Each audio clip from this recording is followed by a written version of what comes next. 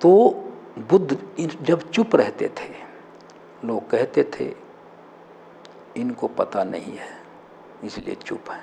कुछ कहते थे हमें बताना नहीं चाहते हैं, कुछ कहते थे अब इनकी मूड नहीं है। नहीं, ऐसा नहीं है।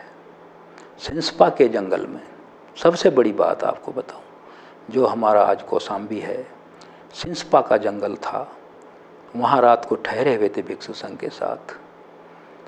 पतझड़ थी, जो बसंत के बाद जो पतझड़ आती है, उससे पहले पतझड़ फिर बसंत आता है, जो फॉल सीजन था। भगवान बुद्ध जा रहे थे, तो भिक्षुओं के मन को वो रीड करके ही कोई बात कहते थे, अनायास नहीं कहते थे। किसी भी भिक्षु के मन में अगर कोई विचार चल रहा है तो उसको वो अध्ययन कर लेते थे, जान लेते थे परचित्त ज्ञान से, जो उनका एक रिद्धि बल था, जो सभी बुद्धों में होता है।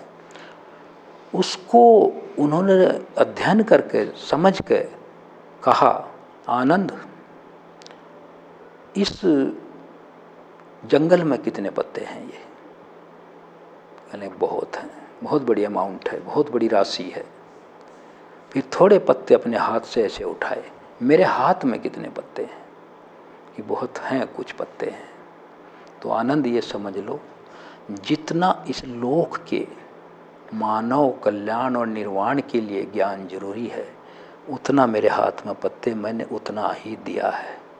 और मुझे जितना ज्ञान है वो इतना है जितने पूरे जो जंगल है इसके पत्ते हैं। तो क्या है, अब ये बात कोई अटपटी तो है नहीं, ये तो प्रैक्टिकल बात है। आज भी कोई डॉक्टर आपको किसी गंभीर बीमारी की, चाहे वो कैंसर हो या कोई और बीमारी हो जिसका इलाज बहुत दुष्कर हो, उसकी दवा देता है। क्या उस एक हफ्ते की दवा को हम एक साथ लेकर ये सोच सकते हैं कि आज ही ये बीमारी चली जाएगी? मैं उदाहरण दे रहा हूँ, भगवान बुद्ध के उससे टैली कर रहा हूँ। उनकी जो प्रैक्टिस थी, उनका जो अभ्यास था, उनका जो तरीका था, मैं उसको थोड़ा सा फैसिलिटेट करने के लिए आपसे ये बात कह रहा हूँ। हम सभी बीमार होते हैं। क्या हम सारी दवा एक दिन में पी कर ये सोच सकते हैं कि आज ही पी लूँ, 8 दिन क्यों पीऊँ, आज ही हट जाएगा ये रोग? क्या ये संभव है? रोग तो हटना दूर, आपकी तात्कालिक मृत्यु भी हो सकती है।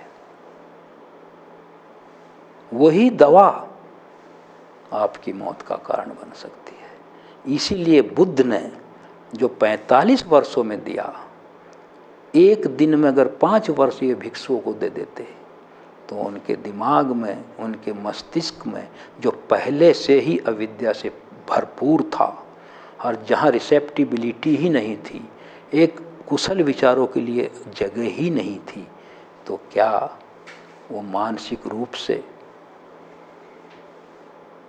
परेशान ना होते? ज्ञान की बजाय क्या वो